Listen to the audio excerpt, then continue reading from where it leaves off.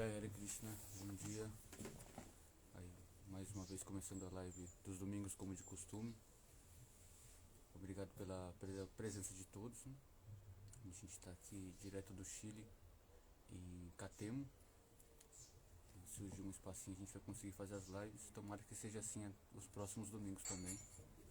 Vou só cantar alguns mantras para a gente começar. E a gente passa a voz para Silapuri Maharaj. Vamos falar um pouquinho sobre o ego, essa pedrinha que às vezes incomoda tanto a gente, não só no processo espiritual, mas na vida em geral também, né? Porque é uma falha nossa que a gente tem que corrigir ela todos os dias. E é um trabalho passinho a passinho. E com a palavra de pessoas que já conseguiram isso, fica tudo mais fácil, né? Hare Krishna. Om Agyanatimirandasya Gyananjanashalakaya Chaksurmilitam Gyanatasmai Sigurave Namaha Mukhaṁ karoti vachalam Pangulam gayate girim Yat kripatamaham vande Sri Gurum Dinataranam Namo Vishnu Padaya Krishna Prestaya Bhutale Srimate Bhakti Kavitulananda Charitinanime Pranamami Gurudeva Padam Dadat Prabhupada Sharam Kavi Kirtan Gura Bhava Bhai Bhai Jam Jam Namo Vishnu Padaya Gauranga Prishta Rupine Sri Bhakti Budaya Vai Budaya Nitnamine Namo Bhakti Pramoda Sipuri Prishta Swarupine Tad Abrina Prakasaya Karuna Murtaye Namaha Krishna Bhakti Gunakine Tamahatma Pracharine Sada Sanishta Rupaya Gurave Pravave Namaha Prabhu Padaratishtaiva Siguru Prema Sevine Visvigura Manodistam Harinama Pracharine Naomi Bodayanam Devam Krishna Shakti Svarupakam Prabhupada Priyakanta Sipuri Preshta Sevakam Namo Vishnu Padaya Gura Preshta Uttare Shimate Bhaktivedanta Puri Goswami Namne. Bom, Hare Krishna, Krishna Krishna, Hare Hare, Hare Rama, Rama Rama, Hare Hare. Bom, esse último mantra que a gente recitou, ele é o Mahamantra Hare Krishna. E ele é conhecido como o Mahamantra, o mantra mais elevado. Maha, o maior, né? O mais elevado.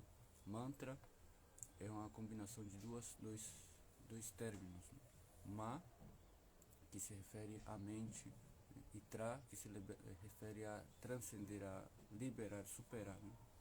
Então, é aquela vibração capaz de transcender a mente, transcender essa conexão sutil que a gente tem, né? Como somos a alma, temos uma conexão sutil com a matéria. Essa conexão sutil com a matéria chama-se mente. E a mente está diretamente relacionada com o ego, porque a nossa mente, ela se desenvolve a partir do nosso ego. Então, quanto mais ego a gente tem, mais mente a gente vai ter. E a nossa mente pode ser a nossa pior inimiga, ou também pode ser a nossa melhor amiga. Mas para ela se tornar nossa melhor amiga, a gente precisa dissolver o nosso ego, dissolver a nossa identificação com a matéria, né? Com isso que nos conecta a coisas como sofrimento, como infelicidade e tristeza. Mas tem alguém que consegue falar muito melhor sobre isso. Esse alguém é Silapuri Maharaj. Srila Bhaktivedanta Puri Goswami Maharaj ki Jai.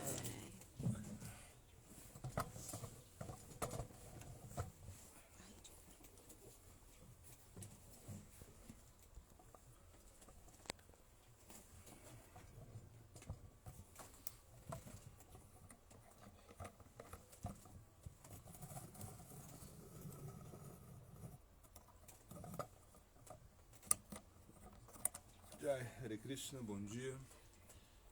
Hoje vamos falar um pouco a respeito do ego, né? Ou seja, especificamente como a gente pode perceber que estamos vencendo a batalha do ego. A gente sabe que para praticar a vida espiritual nós temos que dissolver o nosso ego, o ahankara, né? Esse é considerado como falso ego. Ou seja, um ego que não é verdadeiro, uma falsa identidade que nós criamos, né, de nós mesmos. Né? Então, esse conceito, né, de eu sou homem, eu sou mulher, eu sou pobre, eu sou rico, sou brasileiro, etc.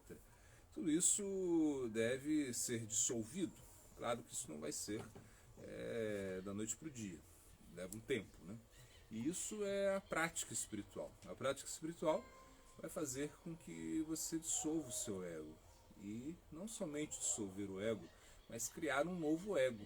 Um ego de servidor, né? Um ego que realmente entrega, um ego que não tem um conceito egoísta, porque o ego ele está relacionado a esse aspecto do egoísmo, né? Eu sou, eu faço, né?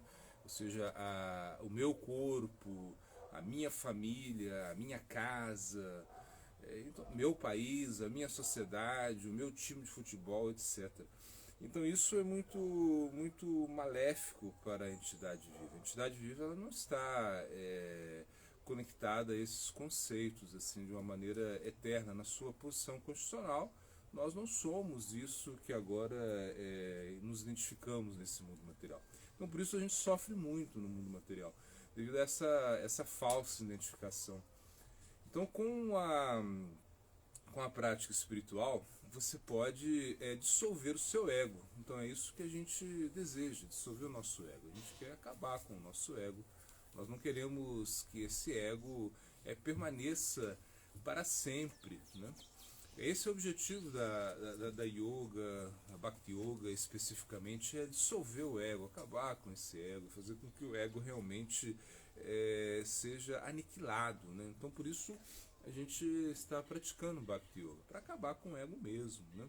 Agora, como a gente sabe que ele está sendo dissolvido, né? E olha, eu digo, é difícil você acabar com o ego, não é fácil. É uma das tarefas mais difíceis que nós temos, é dissolver o nosso ego, terminar com o nosso ego. É muito difícil, né? A gente vai levar, talvez não seja nessa vida que nós possamos acabar com o nosso ego, mas claro, como a gente entende que o processo é para muitas vidas, então aos poucos nós vamos terminando com o nosso ego. Agora o ideal seria terminar com o ego nessa vida mesmo. Isso seria o ideal. E isso seria algo que a gente. Isso é algo que a gente almeja, né? A gente não pode ter também esse conformismo, vou deixar para a próxima vida, é muito difícil, nessa vida não dá. A gente sabe que é difícil uma vida só. Uma vida só realmente é difícil para dissolver esse ego. Né? Inclusive nós trazemos o ego, ou seja, o nosso ego ele está formado também de outras vidas, não somente dessa, né? Porque a gente pensa que não, é só nessa vida, o meu ego está aí, então só nessa vida eu tenho essas identificações. Não, não é bem assim não. Em outras vidas, nós trazemos ego também de outras vidas, né? Então, como a gente vai saber que o nosso ego está diminuindo, que ele está se dissolvendo, né? Bom, então existem certos termômetros, né? Termômetros que vão realmente nos mostrar que o nosso ego está diminuindo, né? E a gente vê isso principalmente através, né, da humildade, ou seja, quanto mais humildade nós desenvolvemos, né, mais podemos entender que o nosso ego está diminuindo. Por quê? Porque na humildade você não tem uma posição tangível, né? Você realmente se sente completamente desvalido em relação a todos os aspectos, né? De uma maneira geral. Então você sabe que você precisa de ajuda, né? Você sabe que não pode resolver os seus problemas, né? De uma forma, somente por você, né? Você por você mesmo, eu por mim mesmo, como a gente gosta de dizer, eu por mim mesmo. Isso não vai funcionar muito nessa prática, né, de dissolver o ego. Então, para a gente dissolver o ego, a gente precisa realmente trabalhar a humildade. Na realidade, a humildade é uma consequência, eu acredito. Quando você está dissolvendo o arrancar ele vai diminuindo, você vai cada vez mais sendo humilde. Cada vez mais você deixa de se identificar com as coisas. Então, por exemplo, se aqui eu estivesse falando mal de algum determinado aspecto do nosso ego, né, isso seria muito chato para nós, né? É uma coisa que ninguém gosta de ouvir, né? Ninguém. Se eu vou falar mal, sei lá, do Brasil, de repente, nós temos um ego de ser brasileiros, então eu começo a falar muito mal do Brasil, pode ser que alguém se chateie com isso, né? Como, por exemplo, se eu for falar mal, sei lá, das mulheres, ou vou falar mal de algum aspecto que nós criamos uma certa identificação. Então, na realidade, a gente deveria entender que o ego é uma coisa para ser dissolvido mesmo, né? Ou seja, esse é o nosso objetivo, dissolver o ego. E a humildade vai ser um dos parâmetros, um termômetro. Quanto mais humilde você for, você pode entender que o seu ego ele está diminuindo. O ego ele faz parte do quê? Do Antakarana. O Antakarana é o nosso corpo interno. Então, esse corpo interno que é formado, né, de manas, que é inteligência, manas, que é mente, buddhi, que é inteligência, né? E a ahankara, que é o ego, né? Então, de certa maneira, é mais fácil até controlar a mente, né, do que dissolver o ego. O ego é algo muito denso na nossa vida, muito denso. Ou seja, e não somente, ou seja, quando nós conseguimos dissolver o nosso ego, é uma coisa que a gente tem que analisar o quê? Que você vai dissolvendo o seu ego e ao mesmo tempo você vai criando outro ego. Essa é a ideia. Então você dissolve o ego, né, de desfrutador, desse ego de querer assenhorar-se da matéria, que é o ego que nós temos, né? E também vamos desenvolver um ego de servidor. Nós somos servos. Essa é a nossa posição constitucional. De Vera Swarupa Roy, Krishnera Nityadasa. Nós somos servos de quem? De Deus, de Krishna. Nós somos servos dele mesmo. Né? E a gente precisa desenvolver um ego de servidor. Então o ego de servidor é muito importante. Então é outro termômetro também que a gente vai ter aí para analisar se o ego está sendo dissolvido ou não. É quando você se torna mais servo, quando você começa a ter o ego de ser servo. Então você realmente é um servidor. E isso é um parâmetro muito importante. Cada vez mais você se sente servo, cada vez mais você se sente subordinado, né? Porque nós não queremos nos subordinar a essa ordem universal, a essa ordem que rege a nossa vida, que é a ordem divina, é a ordem que Krishna estabelece, né? Nós entendemos, ele mesmo ele diz, Aham sarvasya prabhavo mata sarvam pravartate. Ele diz, eu sou a fonte de tudo, né? Tudo emana de mim, tudo vem de mim, eu criei todos os mundos materiais e espirituais. Então, na verdade, ele cria. Então, se ele cria e ele mantém, né? E ele destrói, ou seja, tudo acontece pela vontade dele. Né? Se a gente acredita nisso, né? A gente deveria ter menos ego. Né? Ou seja, porque a gente entende que existe um poder assim muito mais elevado, um poder muito superior diante de nós. Então o ego ele tem que baixar com isso. Então esse conceito, né, de ser servo e que realmente existe um controlador, quanto mais nós desenvolvemos esses conceitos, né, mais, ou seja, aí podemos entender que o nosso ego está diminuindo cada vez mais. Né? Então, claro que a gente não vai ficar com uma tabela, né? Assim, agora sou mais humilde, o ego diminuiu tantos por cento. Agora sou mais servidor, o ego diminuiu tantos por cento. Agora eu acredito que existe um controlador que eu não controlo, então o ego diminuiu tantos por cento. Não é isso, não é como um Excel, aí, uma planilha Excel que a gente vai vendo que o ego vai diminuindo desse jeito. Não é bem assim. Né? Então é uma coisa sutil também. Né? Você tem que perceber, o seu coração vai dizer, olha, realmente, não é que a gente vai ficar orgulhoso, o ego está diminuindo, que legal, agora eu estou ficando orgulhoso. Não, você vai ficar com mais ego ainda. Né? Então não é isso. Você vai perceber que o ego, que a ahankara, ele começa a diminuir, ou seja, que você realmente se propõe mais, né? Você se entrega mais, você está disposto a se sacrificar mais para o seu objetivo transcendental. Né? Porque quanto mais nós nos identificamos com o nosso objetivo transcendental, quanto mais nós nos sacrificamos com esse nosso sádio, ou seja, com a nossa meta, com esse nosso objetivo transcendental, quanto maior for essa identificação, menor será o nosso ego.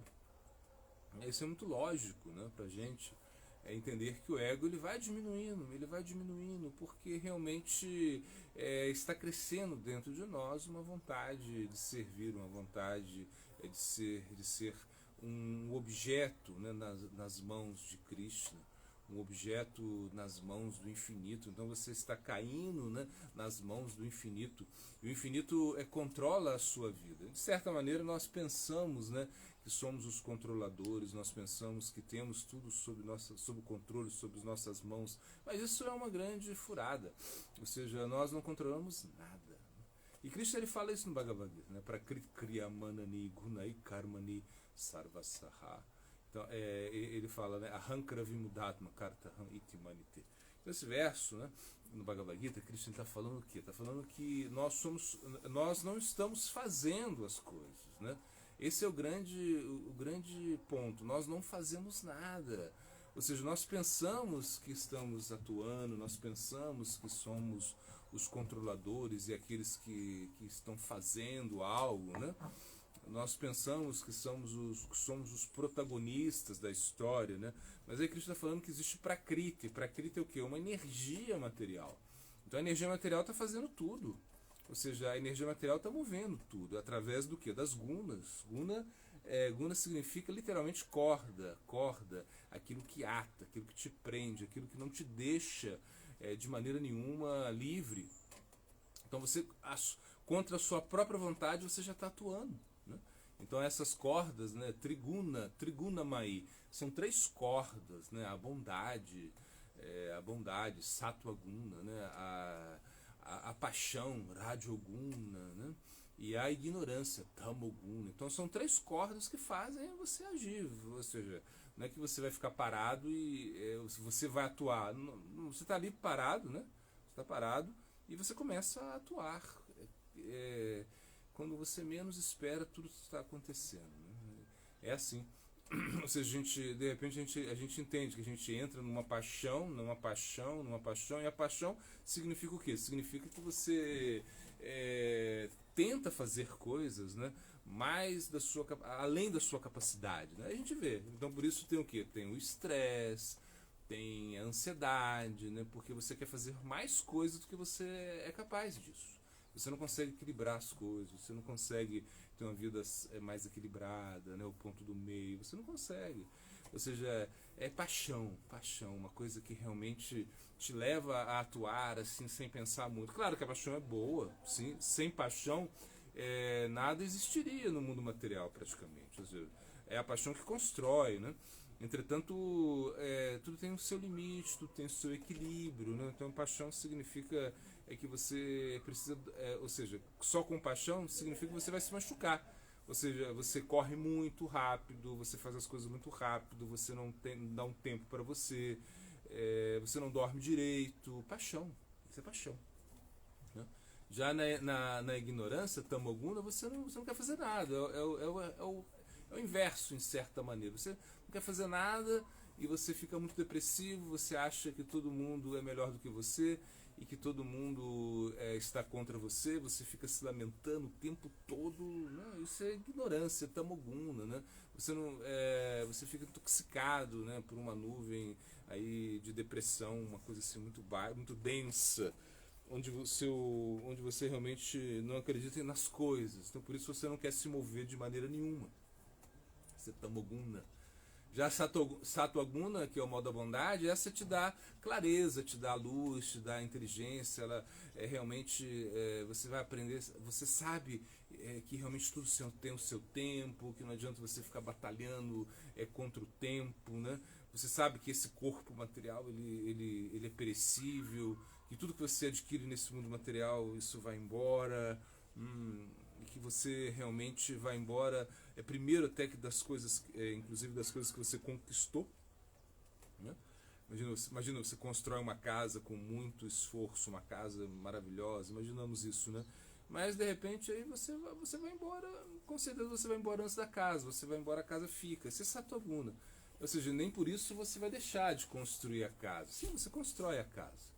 Só que você entende que a casa ela vai ficar e você vai embora. Isso é Satoguna. Satoguna o conhecimento das coisas, né? Então, na realidade, quando nós trabalhamos a nível de ego, né, ou seja, quando nós queremos dissolver o nosso ego, nós vamos ver que a cada momento nós temos uma luta. Né? O ego é assim. Ou seja, a cada momento você vai ter que lutar. A cada momento você vai ter que realmente ir contra a maré.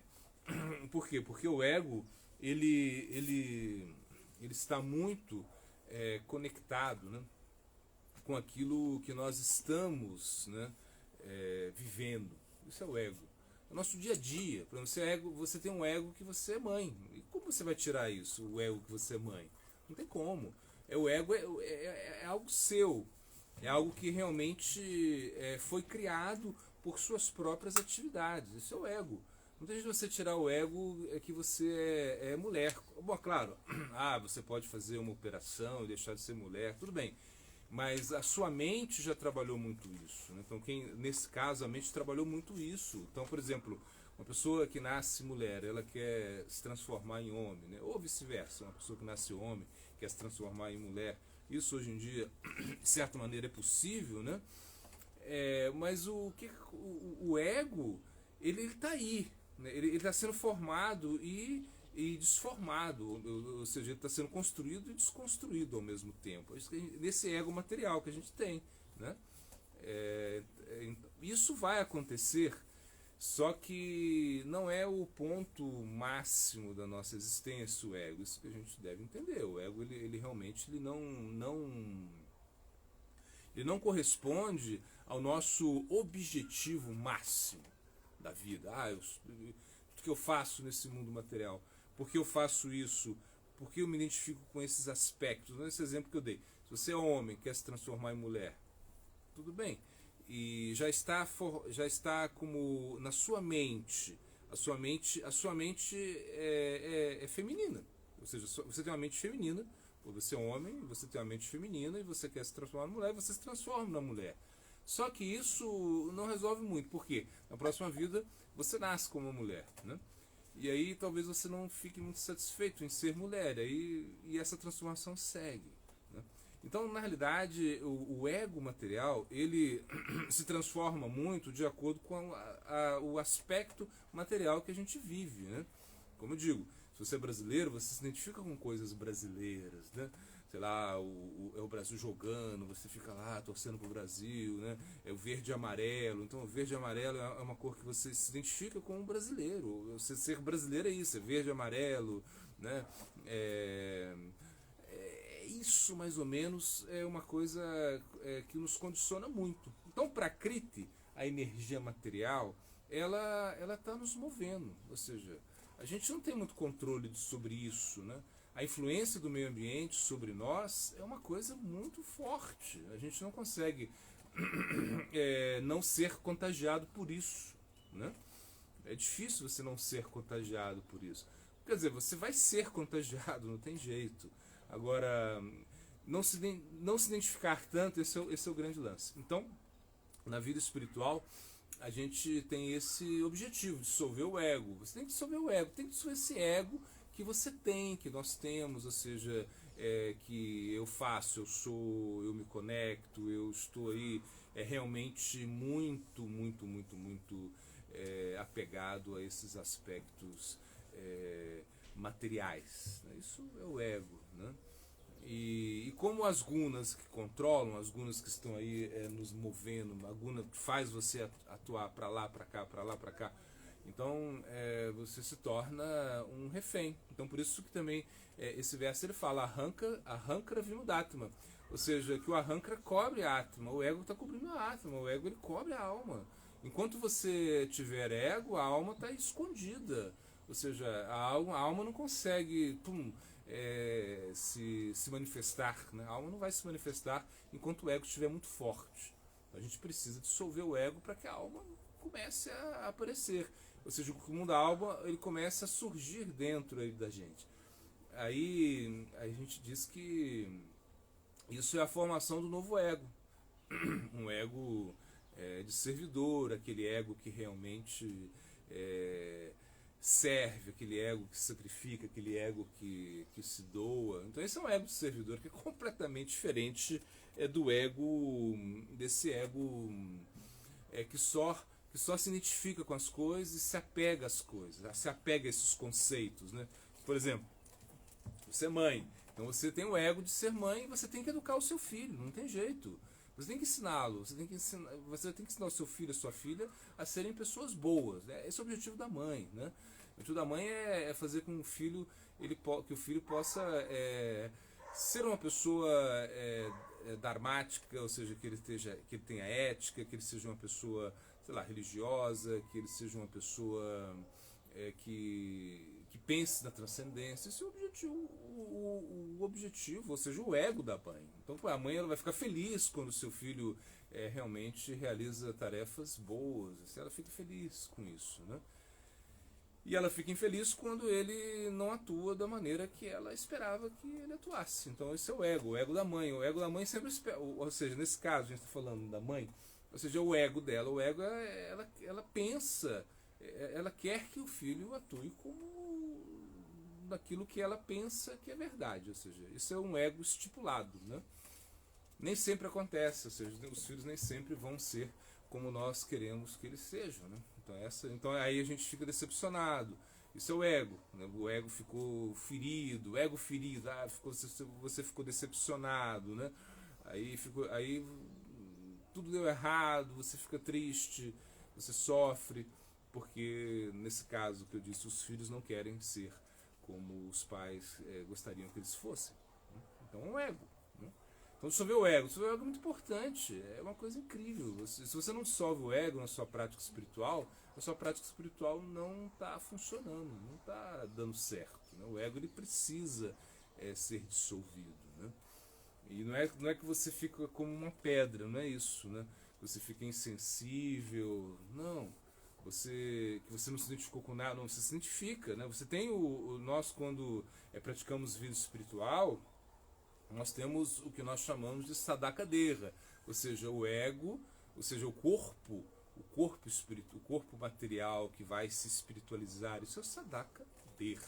Né? Deha significa corpo, e sada significa a prática, um corpo do praticante. Né? Então, você é um religioso, você tem o seu corpo de um religioso. Né? Você vê um Hare Krishna, você vê ele com aquele rabinho na cabeça, você vê ele vestido com uma roupa amarela, uma roupa laranja, com uma roupa diferente. Isso é a roupa na qual ele se identifica. Né? É o ego que ele tem, já um ego de servidor, de certa maneira. Né? Você vê um budista, ele tem a sua roupa. Então, na realidade, isso são aspectos ainda materiais, né, mas que estão se espiritualizando, te ajudam na sua prática. Né? Então, dissolver o ego é difícil, como a gente está falando, é uma coisa assim, uma tarefa complicadíssima, ou seja, é o mais difícil para a gente, dissolver o ego. Controlar a mente é fácil, de certa maneira, a gente sabe que não é fácil, né? Mas comparado ao ego, é muito mais fácil controlar a mente do que dissolver o ego. Então você vai entender que o seu ego é o seu inimigo, terrível, né? Que fica ali e você fica realmente acreditando naquilo que você faz, acreditando naquilo que você é, né? E na realidade esquecendo da sua verdadeira identidade, porque o seu ego é um ego de servidor, né? É um ego de uma pessoa que está disposta a servir a Cristo, a servir a Deus. E o termômetro para saber que você está dissolvendo o seu ego seria isso, cada vez mais humilde, cada vez mais sendo levado pela vontade divina, né? Entender que esse conceito, né, arraigado mesmo, não um conceito teórico, Deus é tudo, Deus é o criador de tudo, Ele mantém tudo, Ele é o dono do mundo, né? Uma coisa assim. E isso é bom, Mas não pode ser teórico, só teoricamente, não. Isso tem que ser algo real, que você realmente sinta isso. Deus, Krishna, ele é o controlador supremo. Nada acontece sem a vontade dele. Até uma folhinha, uma folhinha de grama só se mexe pela vontade dele. Então a gente consegue chegar a esse conceito, estabelecer esse conceito na nossa vida, e isso realmente é o ego, é o ego indo embora. É o ego indo embora. Ou seja, quando você percebe que a única coisa que você tem que fazer é servir, você não tem mais nada a fazer nesse mundo a não ser servir e adorar a Krishna, isso é o ego indo embora. Né? Porque, por exemplo, agora, sei lá, eu posso adorar, servir a muitos aspectos, né? Mas tudo isso são aspectos egoístas. Né? Então, por exemplo, eu posso adorar, sei lá, a Madonna, posso ser fã da Madonna, uma coisa assim. Não sou, mas eu posso ser, só estou dando um exemplo. Então aí a Madonna para mim é tudo, né? Vou ter foto dela, enfim, as músicas dela, eu ser fã-clube da Madonna. Mas isso realmente está errado. É uma coisa desvirtuada, né? Porque tudo bem que você possa até gostar da Madonna, mas você não precisa ser fã da, ou seja, que ela é o ídolo é a Madonna. Não, isso não pode, estar errado. Então isso é o conceito do ego. O ego realmente tem conceitos fortes, né? Então, e você realmente se estabelecer nesse conceito egóico que você é o cara, que você tudo depende de você, que realmente é a sua casa, a sua família, os seus filhos, tudo é seu. Então, na realidade, isso é ego também. Um ego muito forte. O ego é que realmente não te leva a uma realização espiritual. Né? Ele não consegue realmente. Se o ego é tão forte assim, você não vai conseguir, né, desenvolver um ego verdadeiro, um ego que serve, que é feliz. Né? Porque na realidade o ego ele é feliz. Ou seja, o ego verdadeiro é feliz porque ele é servidor. É um ego que agrada a Deus, que agrada a Cristo. É um ego que realmente vai estar sempre feliz. Uma pessoa que dissolveu o seu ego é o seu outro termômetro. Ela é sempre feliz, sempre contente. Ela não se apega a nada, ela não se identifica com nada. Então, se você não se identifica com nada, não se apega a nada, ainda que você tenha coisas, né, você é feliz, porque você sabe que existe um controlador, né, por cima de tudo, que existe uma pessoa que zela por ti, uma pessoa que está aí cuidando da sua existência, né, que tudo funciona de acordo a uma harmonia universal. Isso é o ego. Isso é o ego verdadeiro. Né? Então a gente vai ver que o ego falso, ou seja, esse ego que é falso, ele vai diminuindo cada vez mais, né? E vai surgindo esse ego de servir, esse ego de entregar. Né? Esses são os parâmetros. Né? Você ser mais humilde, o termômetro, como você mede que o ego está perdendo, ou seja, que você está conseguindo dissolver o ego. Né? Você está sendo mais humilde, você ser mais filosófico no sentido de entender que existe o controlador, que existe um ser supremo e você é simplesmente subordinado a ele, né? Você se torna um servidor, uma pessoa realmente que está conectada a um aspecto central da verdade absoluta. Ele comanda a sua vida. E você não tem tanto livre-arbítrio assim como você pensa. Você não pode decidir as coisas por você mesmo. Isso não existe. Né? Então, quando a gente começa a desenvolver esses conceitos assim, bem estruturados, quando você vê que esses conceitos estruturados na nossa vida estão funcionando, humildade, conceito que Deus é superior, conceito que você não tem tanto controle sobre as coisas, né? Conceito que você realmente precisa de ajuda, que você precisa de misericórdia de Deus, né? Conceito do que você é servidor eterno e feliz, quando você consegue resolver, estruturar isso de uma maneira correta, isso é sinal que o ego está perdendo, está diminuindo. Agora para mim. Muito obrigado, Puri Maharaj. A Patrícia, ela está perguntando: podemos dizer que quando dissolvemos nosso ego é a mesma coisa de não ser mais comandado pelas gunas? Jai, Hare Krishna. Então, se a gente dissolve o nosso ego, a gente não é mais comandado pelas gunas? Sim, de certa maneira, sim. Ou seja, nós nos tornamos nirguna. Nirguna significa que você não é controlado pelas gunas, né? Então, de certa maneira, sim. Só que você também não perde a sua vontade, né? Ou seja, por exemplo, eu posso gostar de manga. Adoro manga. Uma coisa assim, a fruta que eu mais gosto é manga. E eu quero comer muita manga todo dia. E eu fico muito feliz quando eu como manga. Então, de certa maneira, isso é um ego. Assim, é uma coisa que está relacionada ao meu ego, né? Por quê? Porque eu nasci num local onde existem mangas, né? Por exemplo, se eu nascesse no Polo Norte, eu não queria gostar de manga. Assim, eu poderia até gostar, assim, eu queria ficar pensando em comer manga, mas nunca no Polo Norte não vai ter manga, né? Mas se aqui eu tenho facilidade de comer manga, né? Então eu vou gostar de manga, me identifiquei com isso, com esse sabor, né? Isso é prakriti, de certa maneira é prakriti. Energia material. Manga faz parte o quê? De prakriti, da energia material.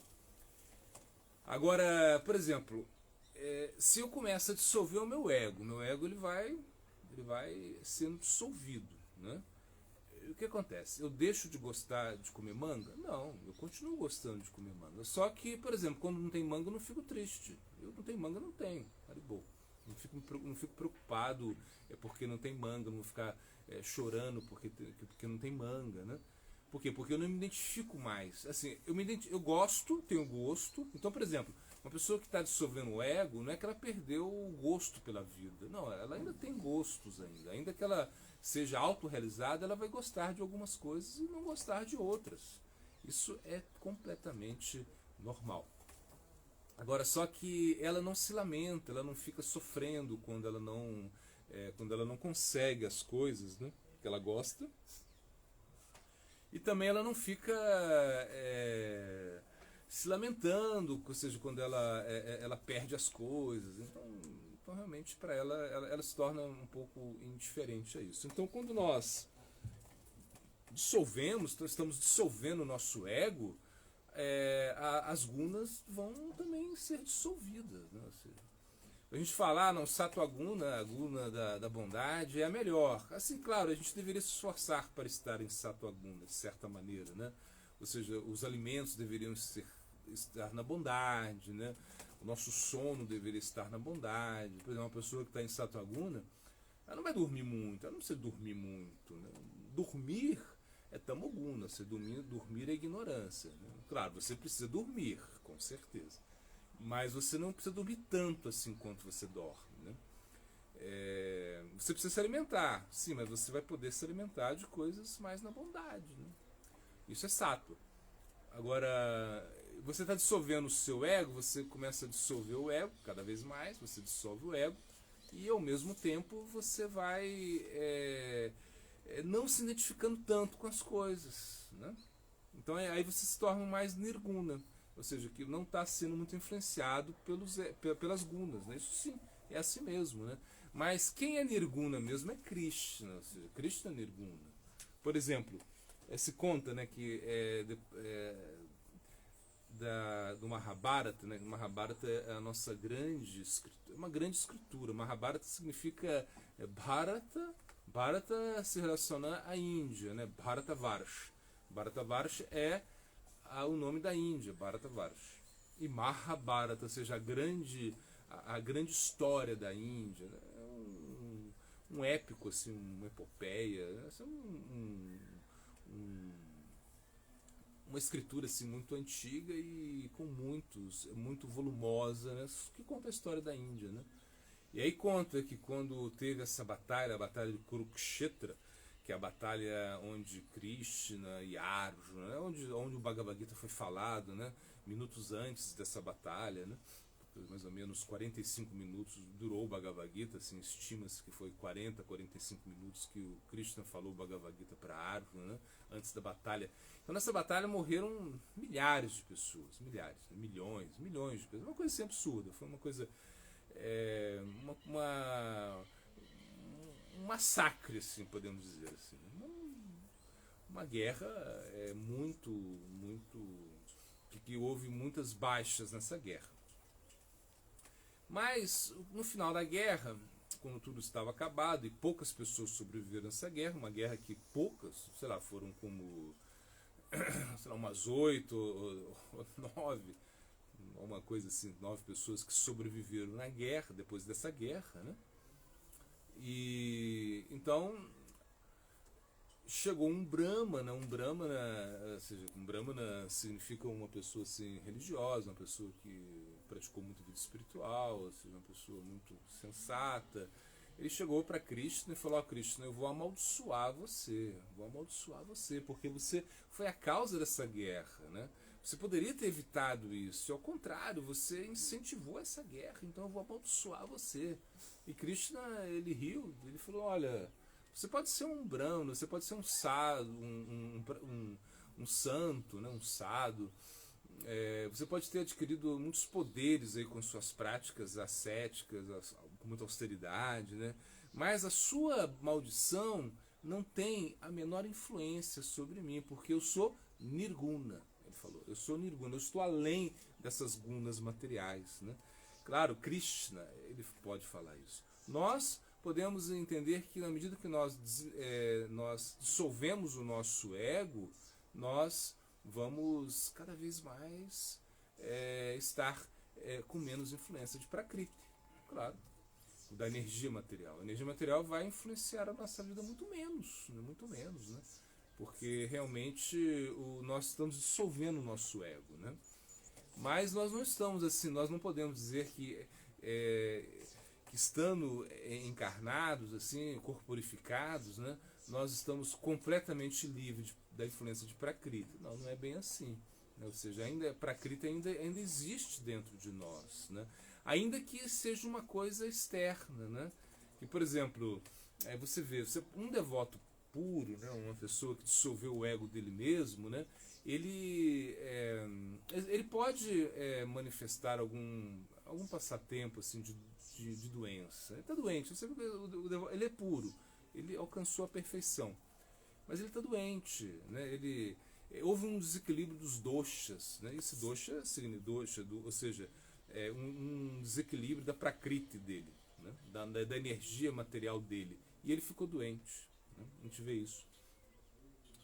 Então isso é real e não é real ao mesmo tempo, né? Porque é real num certo sentido, porque você está vendo isso e ele, sei lá, ficou gripado ou pegou coronavírus, uma coisa assim. Só que não é também que assim, não é a maneira correta de ver isso, né? Por quê?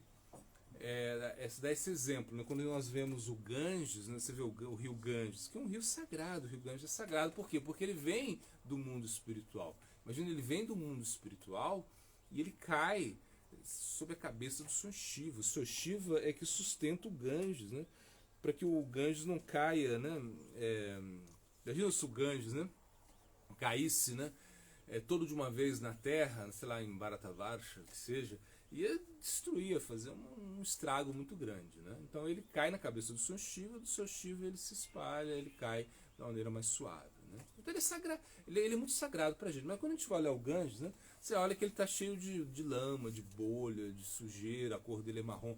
Claro, não onde ele nasce, né?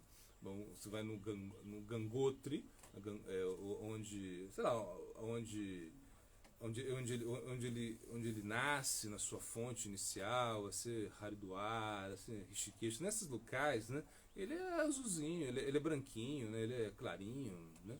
Mas quando ele vai passando pelas cidades, ele se contamina, claro. Mas só que é uma contaminação externa, né? Isso não está afetando a pureza do Ganges. Então, da mesma forma, uma pessoa que está dissolvendo o ego, ou seja, que está desenvolvendo uma qualidade de servidão muito grande a Krishna, que ele está desenvolvendo assim, um aspecto espiritualizado assim, incrível, né? Tá muito espiritualizado, né? Tá virando transcendental. Não quer dizer que ele seja completamente fora da influência de Prakriti. Alguma influência tem Prakriti na vida dele, né? Mas isso é só uma influência externa, ou seja, é uma coisa externa que está acontecendo. Não é algo que vai impactar ele. Porque, por exemplo, ele pode estar lá doente, né? Se, de repente ele está, sei lá, até assim como num estado até terminal, assim podemos dizer assim, mas a mente dele está pensando em Cristo, está pensando em Radha, está meditando nos passatempos de Radha Krishna. Então ele já não é mais a Prakriti não tem tanta influência, não tem influência nele assim de uma maneira absoluta, tem de uma maneira relativa. Quando você olha ele lá, você vê que ele está definhando, que ele está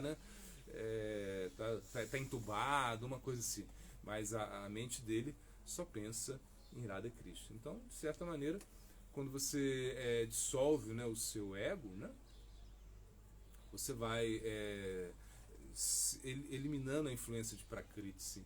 Mas de uma maneira externa, Prakriti ainda vai influenciar a gente, né? Muito obrigado, Maharaj. Outra pergunta da Patrícia afinal, temos que dissolver nosso ego ou colocá-lo a serviço de Krishna? Tá. Então, na verdade, a gente tem que fazer as duas coisas. A gente tem que dissolver o nosso ego e, ao mesmo tempo, colocá-lo a serviço a Krishna. Porque se você dissolve o seu ego, né, você só dissolve o seu ego de uma maneira até artificial, então isso não vai funcionar, ou pode funcionar por algum tempo, né? Você, por exemplo, isso é como dissolver o seu ego sem colocá-lo a serviço a Krishna, como um dormir sem sonhar, né? Você dorme, mas não sonhou. Então você fala, como foi sua noite de sono? Foi muito boa. Você não sonhou nada, né? Você não experimentou nada. Então nós queremos o quê? Nós queremos colocar o nosso ego, dissolver o nosso ego, porque esse ego atrapalha muito, né? Como eu disse, ele vai totalmente contra a nossa vontade natural, porque a alma ela tem uma vontade natural. Ela tem uma vontade natural de ser feliz. Ela tem uma vontade natural de estar conectada com Cristo. Isso é a alma. A alma você não pode realmente entregar para a alma coisas inferiores. Ela não vai aceitar coisas inferiores. Ela só quer coisas superiores. Isso é a alma, né? E você quer dissolver o ego por quê? Porque o ego está cobrindo a alma, né? Então você tem que dissolver o ego, sim. Isso é um fator predominante na nossa existência, dissolver o ego. Nós temos que lutar com isso, não tem como. Agora, ao mesmo tempo, nós temos que desenvolver um ego de servidor. Um ego que realmente se sacrifica, né? Não somente dissolver o ego. Eu dissolvo o meu ego e deu. Não, isso não existe. Você dissolve o seu ego, mas ao mesmo tempo você luta para estabelecer um ego que está disposto a entregar, um ego que está disposto a se sacrificar. Isso é realmente o serviço completo, né? Porque dissolver o ego é bom, sim, é bom, mas dissolver o ego não vai nos colocar numa posição segura, né? Porque se você dissolve o ego, e se você só dissolver o ego, você vai para o Brahman, né?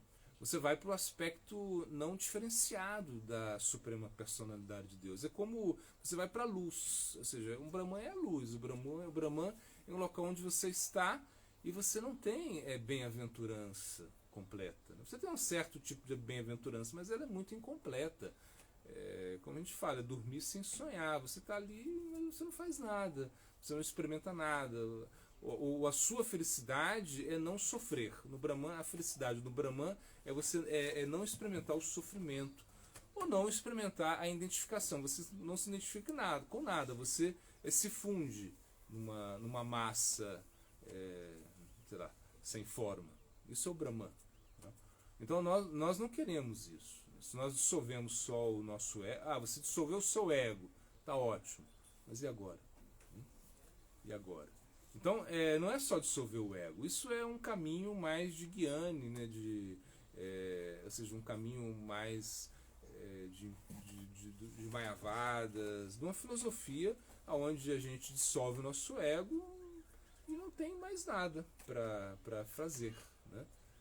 Então você não quer acender nenhum fogo, você não quer participar de nada, você entende que o mundo material é reacionário e que você precisa se liberar do seu ego. Isso é uma boa ideia, só que isso não vai funcionar até que você realmente entenda que você precisa servir, você precisa se sacrificar e desenvolver um ego verdadeiro, um novo ego, o ego que realmente te coloca numa posição subordinada, o ego que te coloca numa posição constitucional, ou seja, você agora serve Krishna, né?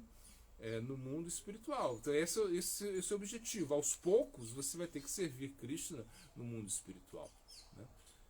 Você pode servir Krishna nesse mundo material, com o seu corpo material ainda, né? Isso acontece, né? O sadhakadeha, né? E chega um momento que até com o seu próprio corpo material você está servindo Krishna no aspecto, no mundo material, só que ainda estando no mundo espiritual, só que ainda estando no mundo material, né? Isso é como a gente entende o nosso desenvolvimento, né? Na espiritualidade. Você toma você consegue uma identidade espiritual. Então, conseguir a identidade espiritual é o seu verdadeiro ego. Então, por exemplo, ele se tornou uma gopi, sei lá, um gopa. Gopi é um corpo feminino. Você conseguiu um corpo feminino no mundo espiritual. Você é uma gopi e você tem uma idade X, você tem tudo eterno, né? A sua idade não muda mais, as suas roupas não mudam mais, você tem aquela roupa mesmo, eterno, o seu serviço é eterno. Então esse é o Nitya Seva que a gente fala, um serviço eterno, né? Ou você é um gopa, você é um amigo de Krishna, você tem a sua idade eterna estabelecida também, o seu serviço eterno estabelecido. Isso é o que? Um ego espiritual. Então a gente vai fazendo as duas coisas ao mesmo tempo. A gente vai dissolvendo o nosso ego vai ser dissolvido aos poucos, né? E ao mesmo tempo você vai desenvolvendo um ego espiritual, ou seja, um ego de servidor. É uma coisa que vai junto, né? E isso te ajuda muito, né? Porque se você ficar pensando só em dissolver o ego, você cai no plano de negação. Eu não sou homem, eu não sou mulher, eu não sou brasileiro, eu não sou professor, eu não sou médico, eu não sou nada, eu não me identifico nada, eu não tenho isso. Isso é um aspecto um pouco complicado. Por quê? Porque ainda que você faça isso, que é difícil, né, não é fácil, você teria que estar assim, de uma certa maneira assim, bem isolado para começar. Você não pode ter amigos, né? Se você quer só dissolver o ego, você não tem que ter amigos, você não pode ter família, você tem que estar aí no meio da floresta, né? E sozinho. Então, difícil isso, não é fácil, né? Ou ainda que você tenha algumas pessoas que praticam com você, não vai ter uma conexão, assim, você não precisa deles, essa é a ideia, porque você quer dissolver o seu ego. Se você quer só dissolver o seu ego, você não precisa de ninguém mais, nada, né? Então você também, de certa maneira, você entende que Deus está ali, mas ele não vai interferir muito na sua vida, você não pede misericórdia para ele. Então isso é muito difícil, né? E quando você alcança esse objetivo, você fica meio assim dissolvido, você fica sem ego, sabe? Pensa, sem ego, sem identidade, tá lá numa massa aí amorfa, está numa massa amorfa lá, sem realizar nenhuma atividade, sem perdendo a vontade, perdendo a identidade. Então a gente precisa dissolver o nosso ego, mas ao mesmo tempo encarar algo positivo na nossa vida. O que é positivo? Você colocar uma nova identificação. Você coloca suas identificações aí. Você é um servo de Deus, você canta para ele, você lê as coisas que ele disse para você, os shastras, né? Você está eternamente conectado a esses aspectos, né? Então você se preocupa muito em criar um novo ego, né? O ego espiritual. Então são as duas coisas ao mesmo tempo. Né?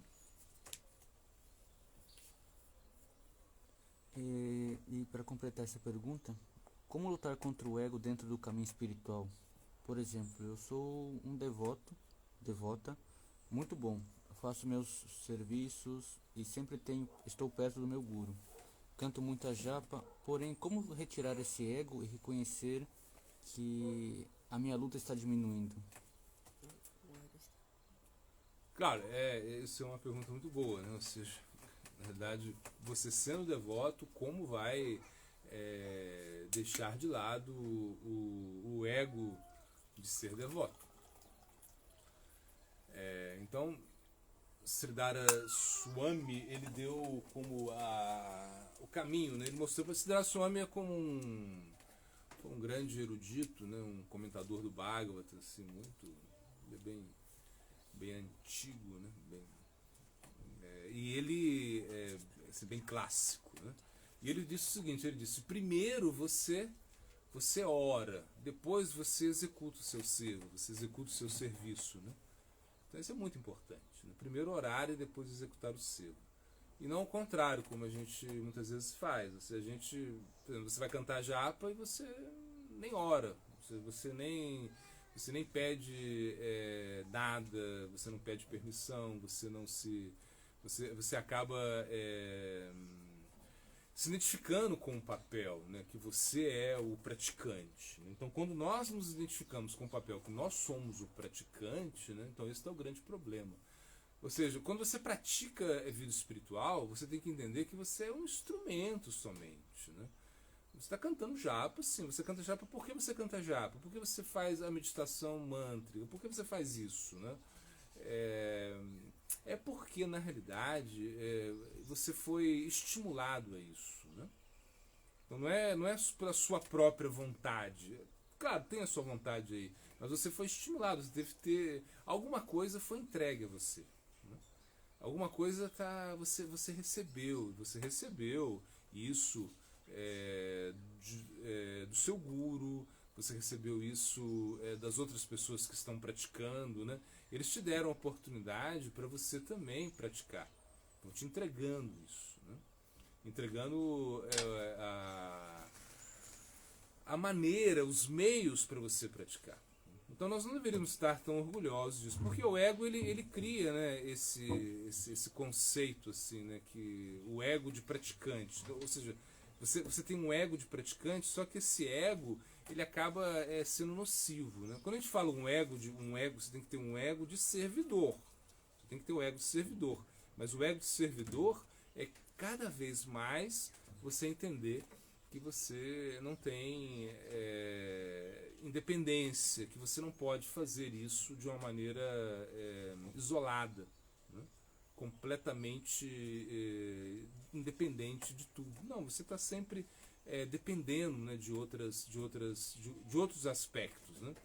Então, para você realmente praticar vida espiritual e não deixar que o ego, né, esse ego cresça, né? Porque na realidade, né, o Bhakti ele tem esse problema, né? Você pratica o Bhakti e anartas, ou seja, coisas indesejáveis, surgem da própria prática do Bhakti. Então essa é uma característica do Bhakti, né?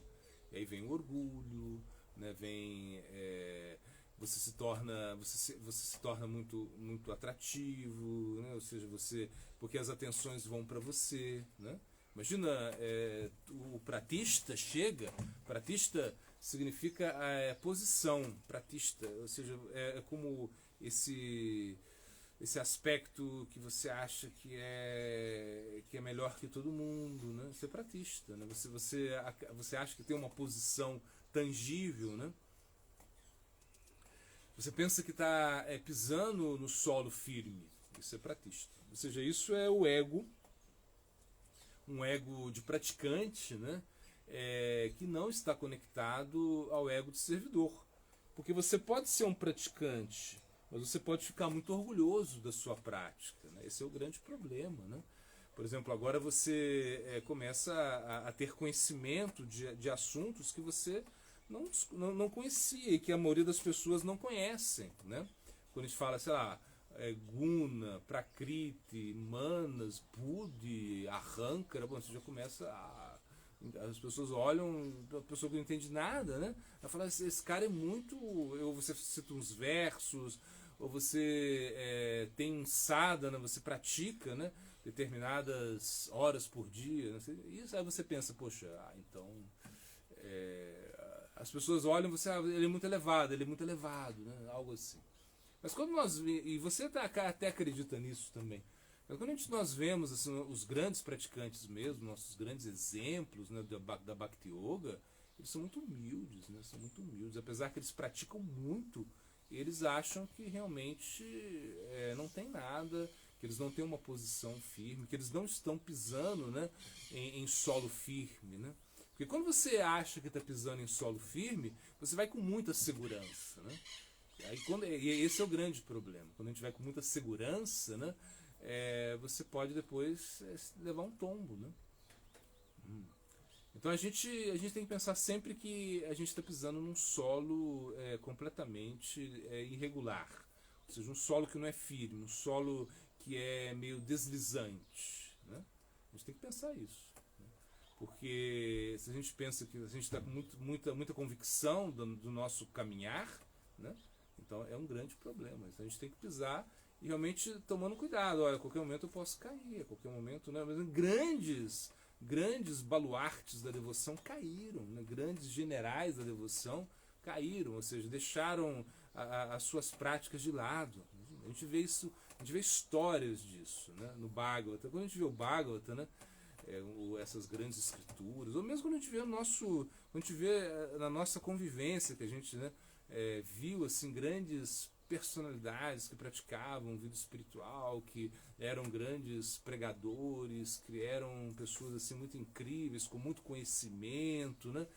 Eles acabaram se desviando do processo espiritual. Por quê? Porque eles tinham um ego assim desviado, né? Porque quando você tem um ego de praticante, né, isso é uma forma de ego também. Eu sou Hare Krishna, eu sou melhor que os outros. Você pensa, eu sigo uma filosofia, aí eu canto mantras, eu leio Bhagavad Gita, eu pronuncio uns versos em sânscrito, eu entendo assuntos muito esotéricos, né? Então, eu sou vegetariano, né? Eu sou vegano, bom, enfim, eu sou incrível, né? E esse eu é que vai desviar você. Né? Então, na realidade, é isso. Você ter o ego de praticante sem humildade, né? Ter o ego de praticante sem servidão assim incondicional, né? Ter o ego de praticante sem ter os conceitos, né? Bem formados, né? Dentro de você, e realizar esses conceitos, né? Que existe que Krishna está aí, ele é o controlador, que existe, você pode realmente ser influenciado por Maya. Imagina, nós podemos ser influenciados por Maya, podemos, né? Ou seja, a qualquer momento Maya pode nos levar embora, a energia ilusória de Krishna pode nos arrastar, né? Então a gente tem que pensar nisso, né? Para realmente não desenvolver um ego deturpado, né? Um ego assim que se desviou muito do conceito do que é o verdadeiro ego de um servidor no plano espiritual, né?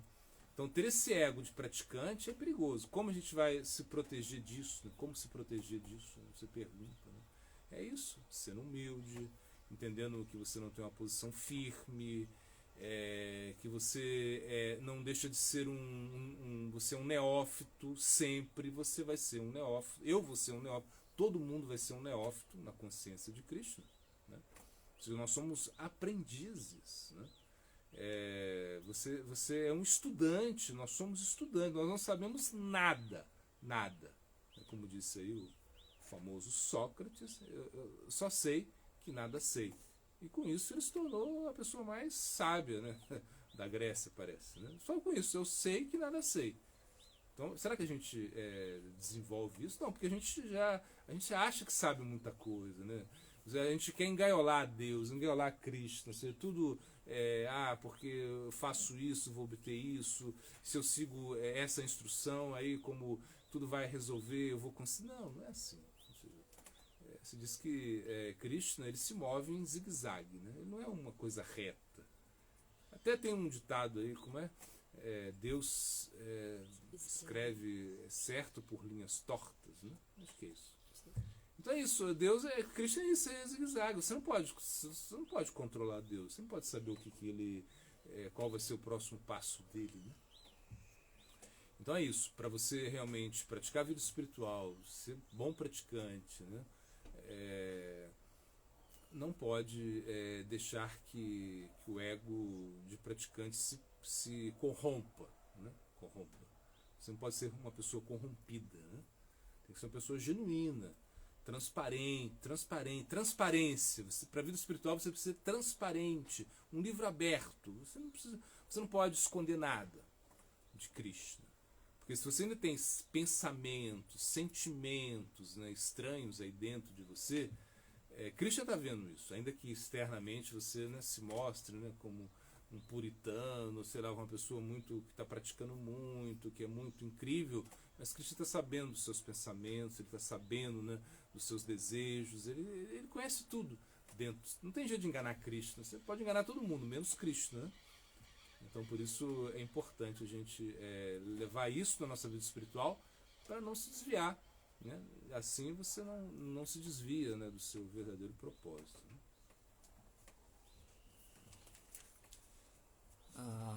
Mataji Sati, ela diz: Reverências, Gurudeva. Colocar nosso ego, nossos gostos a serviço de Krishna seria algo mais cômodo? Seria isso certo ou hipocrisia? Não, se a gente coloca, né, o nosso ego, os nossos gostos a serviço de Krishna, eu não acredito que isso seja hipocrisia. Por exemplo, tudo que nós temos, né, ou seja, tudo que nós queremos realizar na nossa vida, nós oferecemos a Deus. Isso não é hipocrisia. Se diz, né, Sarvapad Virimukta Tatparatena Nirmala Rishikena Rishikesevanam Bhakti Uchate. Ou seja, que você pode colocar tudo a serviço de Deus. Ou seja, os seus sentidos a serviço de Deus, né? Então, por exemplo, quando você vai oferecer algo a Krishna, né? Sei lá, eu quero oferecer algo a Krishna. Então, o que Krishna gosta de comer? A gente sabe que Krishna gosta de comer doce, a gente sabe disso, né? Sabe que Krishna gosta de comer produtos lácteos, tudo bem, a gente sabe disso. Mas o que Krishna mais gosta? O que ele mais gosta mesmo, né? É aquilo que você mais gosta também, de certa maneira. Então você vai oferecer para Krishna aquilo que você mais gosta. Então isso não é um egoísmo, isso é realmente uma conexão com Krishna. Por quê? Quando você vai procurar, né, Krishna, onde você encontra Krishna? Krishna está em todas as partes, verdade? Sim. Krishna, ele fala, eu sou o brilho da lua, o brilho das estrelas, eu sou o brilho do sol, o sabor da água. Entre os peixes eu sou o tubarão, coisa assim. Krishna vai falando onde você pode encontrá-lo, né? Você vai encontrar Krishna em tudo, na realidade, né? Mas, claro, Krishna, onde ele está mesmo? Ele está no coração dos yogis, Krishna está onde as pessoas cantam o nome dele, tudo bem, Krishna está em tudo isso. E Krishna está em você aí, e você é Krishna de certa maneira, você é Krishna, né? Só que você é Krishna pequeno, né? É como se dá esse exemplo, né? O oceano e a gota. O oceano é o oceano, é o que te dá o conceito de infinito, né? O oceano, você olha o oceano, você fala, uau, é infinito, parece que não acaba, né? Você olha o oceano, e se você pegar todos os oceanos do mundo, você vai, é uma coisa, quantos litros de oceano, sei lá, existe no mundo, né? Você vai botar tudo numa garrafa, será que é possível?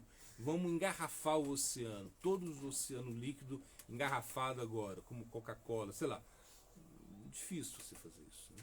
Parece impossível, né?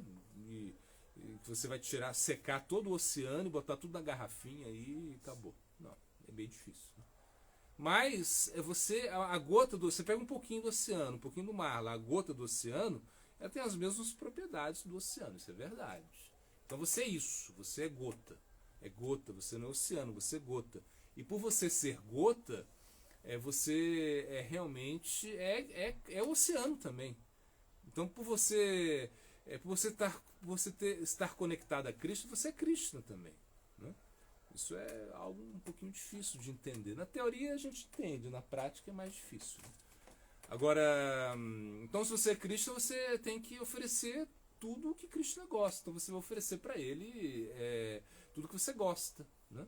Eu gosto de pizza. Sei lá, hoje é o aniversário de Krishna. Então o que Krishna vai querer comer? Sei lá, será que ele vai querer comer uma comida apimentada? Ele vai querer comer o quê? Uma samosa? Uma coisa frita demais? No óleo de mostarda? Não sei. Pode ser. Lá na Índia pode ser que seja assim. Mas aqui, de repente, você pensa, acho que Krishna, sei lá, vai querer comer uma pizza, vai querer comer um bolo de chocolate. Eu vou oferecer isso para ele. Eu vou oferecer o meu melhor para ele, o que eu mais gosto. Será que isso é egoísmo? Ou seja, será que isso... Não é egoísmo. Na realidade, você está oferecendo aquilo que você mais se inspira. Né?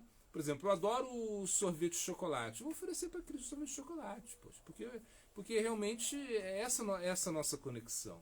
Né? Então, na realidade, a gente não pode pensar que por oferecer as melhores coisas para Krishna, no sentido... O melhor é o quê? O melhor é o que a gente gosta. Né? É o melhor para a gente. Né? É o melhor para a gente. Não é que isso seja o melhor para todo mundo, né? O que é melhor para mim não significa que seja melhor para todo mundo. Né? É opinião, é uma coisa individual, né? É uma coisa individual.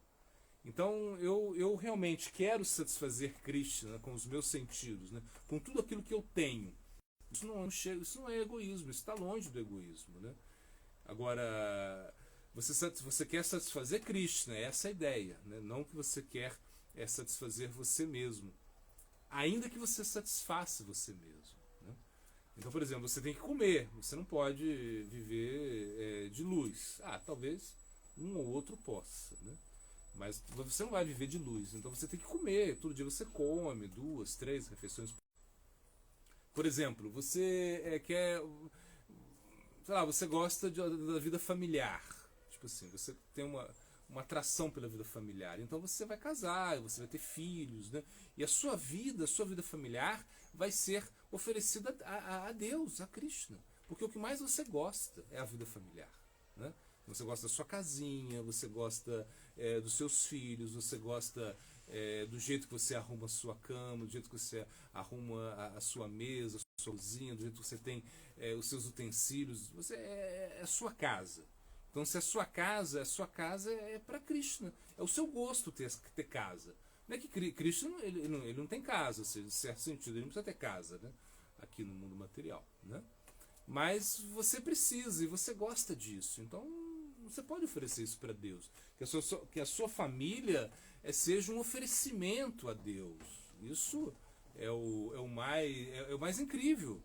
Oferece para Deus isso. Por exemplo, eu gosto de ser um renunciante. Então, a minha renúncia, o que eu mais gosto é ser renunciado. Tipo assim. Então, isso é a minha vida. O que mais, então, eu ofereço isso para Deus também. Né? Então, não é que, sei lá, não é que Krishna precisa ser renunciado, que ele precisa ter certas... ser privado de algumas coisas. Cristo não precisa se privar de nada, né? Não precisa. Mas, como renunciante, eu preciso me privar de muitas coisas, porque é o caminho que eu escolhi, é o caminho que eu gosto. Né? Eu me sinto bem nesse caminho, né? Algo assim. Então eu ofereço isso para Deus. Então eu vou querer ser renunciado o resto da minha vida, isso vai me trazer muita felicidade. É um egoísmo meu? Não é egoísmo meu. É uma escolha minha. Né? É um gosto meu. Né? É a minha natureza ser renunciado, uma coisa assim. Né? Uma natureza adquirida que tenho, né? De ser renunciado. Então eu vou oferecer tudo para Deus, toda a minha renúncia para Deus. Né?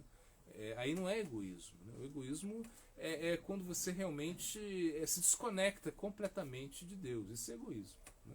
Mas quando você oferece as coisas que você gosta, quando você oferece as coisas que têm uma conexão com a sua vida, né? Que você tem uma certa atração, não tem problema não. desde que você realmente ofereça para Deus, né? O que você não pode é o quê? É chegar lá, eu gosto de manga e eu como a manga antes de oferecer a Deus. Isso não pode, isso não. Você oferece a manga para Deus. É o seu gosto oferecer. Você tem essa atração pela manga, você gosta e você oferece a Deus. Você não foge disso, né? Então não é que a gente precisa se privar das coisas. Não é isso. A gente oferece tudo a Deus. E nós temos gostos, nós temos existe essa variedade na nossa vida, né? Isso não é egoísmo, isso é simplesmente uma diversidade nossa. Cada pessoa tem a sua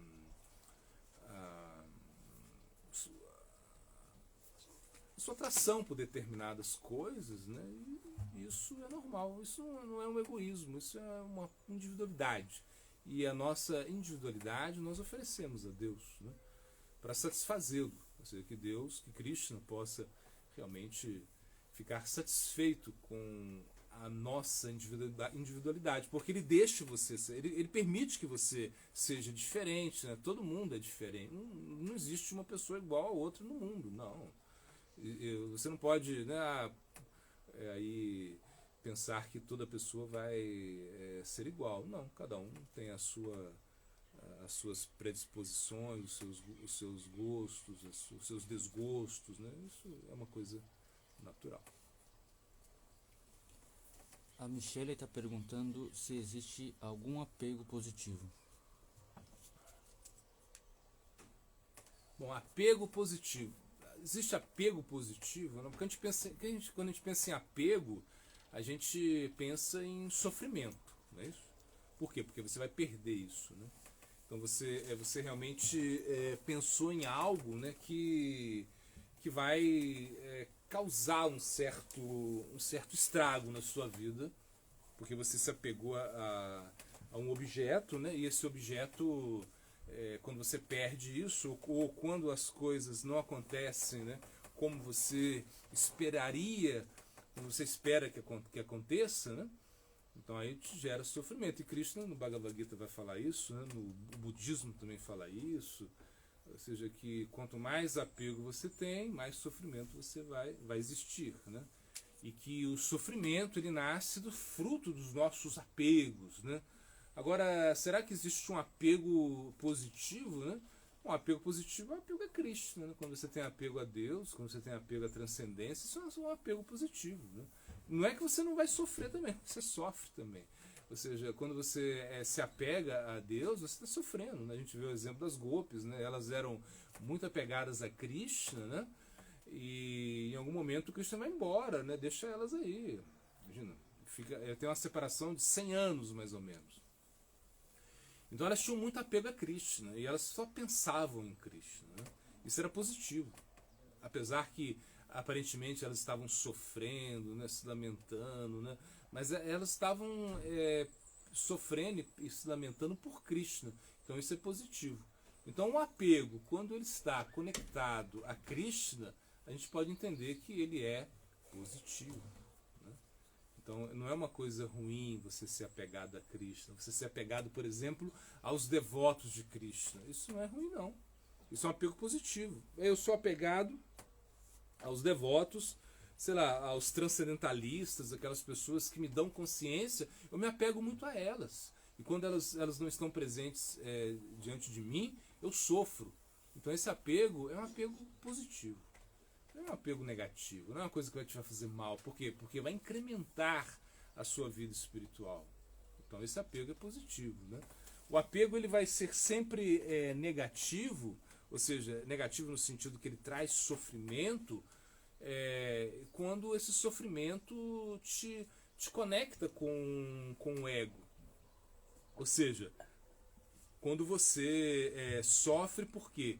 Porque você não consegue mais satisfazer os seus desejos. Quando a sua identificação está deteriorada. Então isso é realmente um apego negativo, apego que causa que causa muito distúrbio, né, na sua posição constitucional, ou seja, onde você tenta se estabelecer, né, na sua posição constitucional, e o ego vem como te destrói. O apego vem e te destrói devido a essa identificação, né? Então o apego é algo que pode ser benéfico, pode ser positivo, quando ele é bem direcionado, né?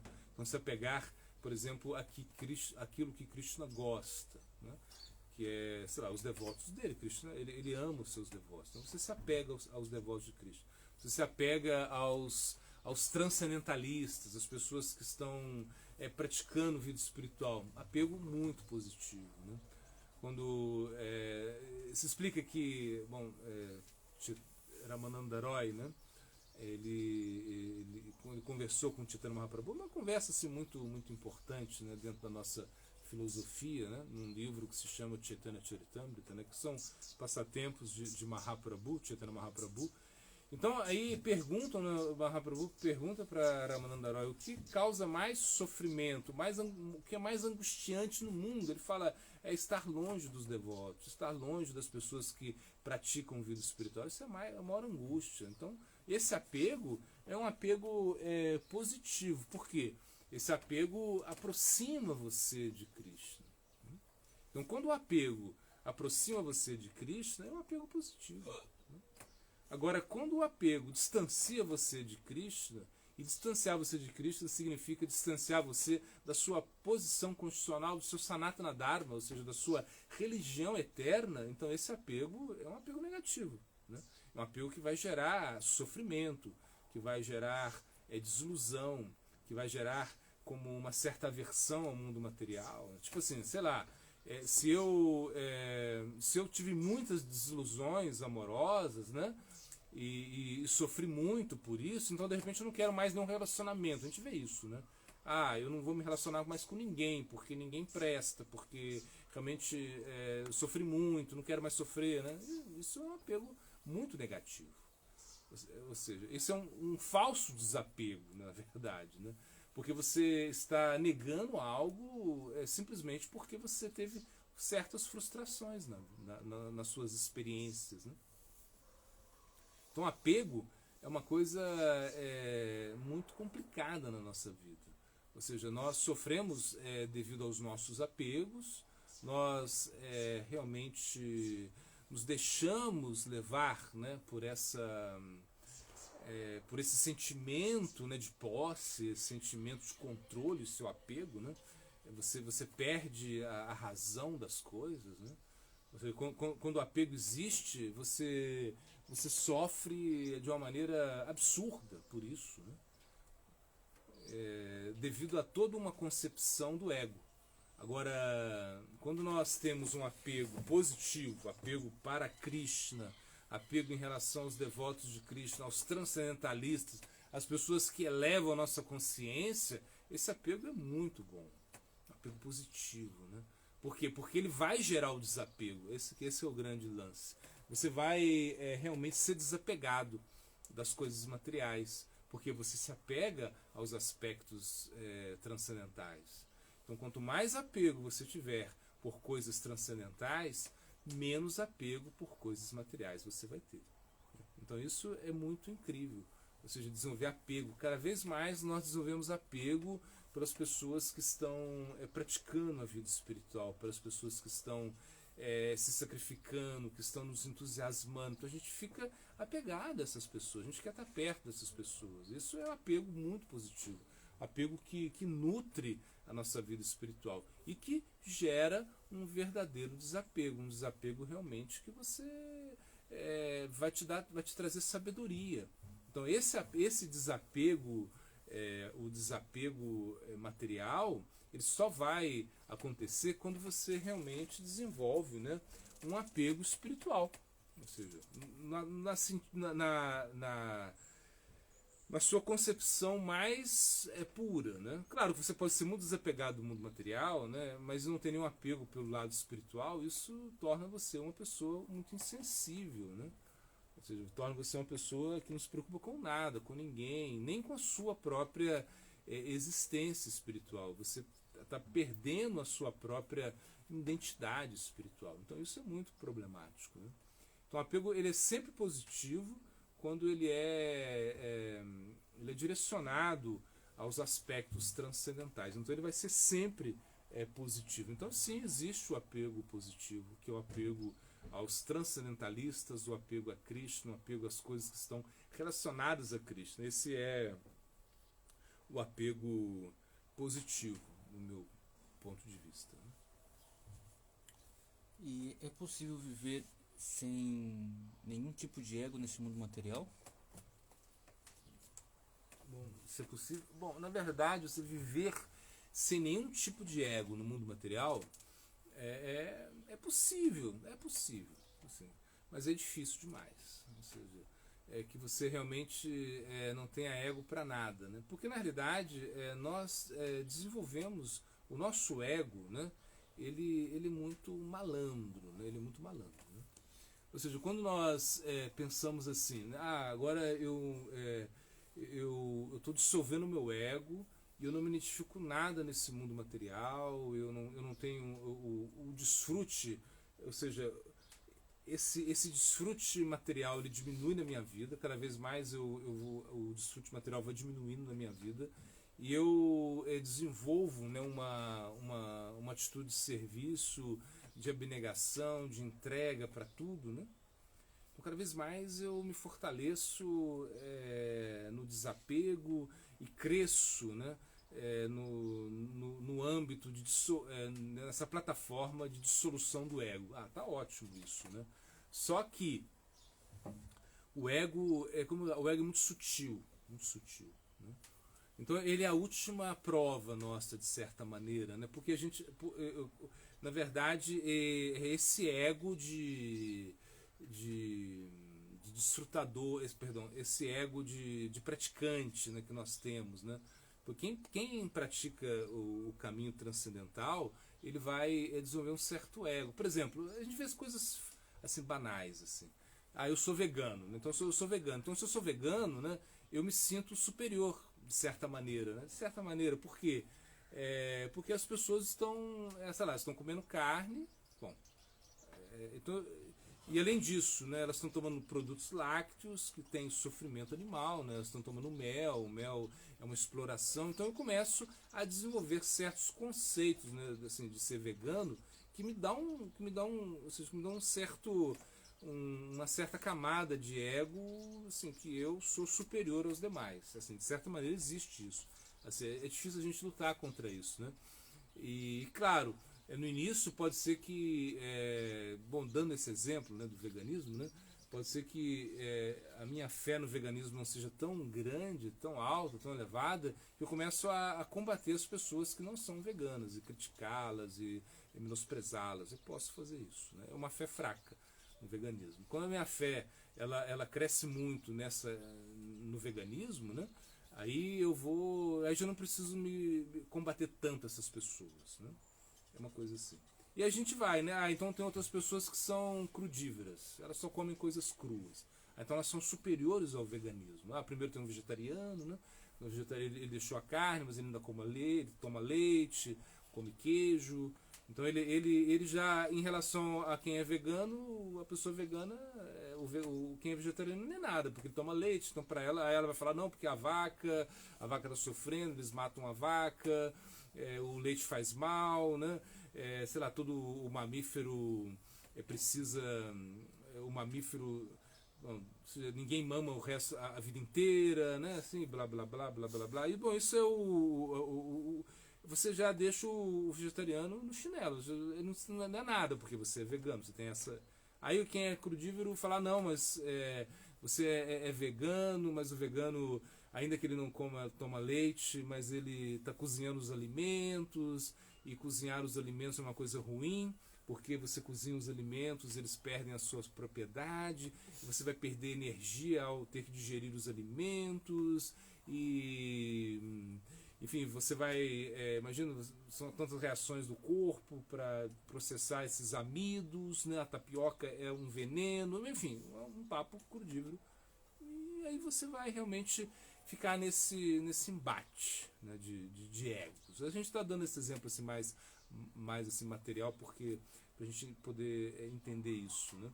Agora, se você pratica a vida espiritual, então você acha que você é o cara, você é melhor que todo mundo. Né? Ou seja, que todos são pecadores e você é o santo, porque você faz celibato, porque você é renunciante, ou porque você canta mantras, você canta 4 horas de mantras todo dia, e você faz jejuns, e você lê versos em sânscrito, e você sabe conceitos assim, muito elevados, né, da transcendência, então você começa a criar um ego. Ou seja, isso é difícil. Não é fácil você realmente se livrar disso, porque é a última coisa que te pega. Então, esse ego, o ego, ele é como a última coisa, é o último teste. Né? Você é Maya, né, energia ilusória, esperando você. Né? Porque a Maya, né, essa energia ilusória, ela tem a tendência a nos afastar muito, né, da nossa posição constitucional. Eu gosto desse exemplo. Né? Existe o tênis, né? E o objetivo do tênis é tirar o adversário da jogada rapidamente. Né? Você está jogando tênis, quem já jogou tênis sabe disso que eu estou falando, ou quem já viu uma partida de tênis, né? A ideia é bolinha para cá, bolinha para lá e pum, tira o adversário da jogada e você vai lá e faz o ponto. Quanto mais rápido, melhor. Então isso é Maya tirando a gente do jogo, né? Tira a gente do jogo fácil. Ou seja, bota lá internet, né, smartphone, Facebook, sei lá, Instagram, não sei o que, você já está meio Maia, você não consegue largar do celular, você não consegue ver a televisão, sei lá, os seus desejos assim, de comer algo assim muito gostoso, enfim, coisas assim que você vai realmente gratificar os sentidos de uma maneira geral, né, assim, tanto da comida, do sexo, enfim. Você acaba sendo tirado da jogada rapidamente. Que Maia te capturou.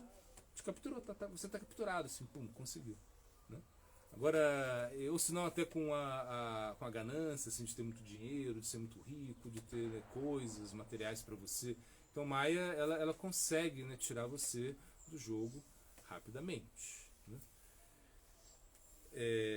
Agora, o que é mais difícil, né, aí a gente dá o exemplo do frescobol. O frescobol, né, você vai ficar lá, né, trocando bolinha, né, e o objetivo do frescobol é não deixar a bolinha cair. A bolinha não pode cair, ou seja, você tem que manter a bolinha no jogo, né? Então isso é como o Maia esperando você, né, ou seja, cozinhando você de certa maneira. Por quê? Porque você conseguiu, né, se liberar das coisas mais grosseiras, né, e as coisas sutis ainda permanecem. E esse orgulho, né, de ser um praticante, orgulho de ser um grande transcendentalista, um grande devoto, ou seja, uma pessoa que realmente se aproxima muito, né, da verdade suprema, já está lá. Né? Então aí ela fica te esperando para te dar o bote. Ou seja, se diz que o orgulho, né, ele vem antes da queda. Então você acaba se tornando orgulhoso, e quando você se torna orgulhoso, você cai. Né? Então esse é o grande problema. A gente, na nossa vida espiritual, na nossa vida transcendentalista, assim, podemos dizer, você precisa ser muito humilde, ou seja, o orgulho não pode entrar dentro da nossa existência, da nossa prática espiritual. Né?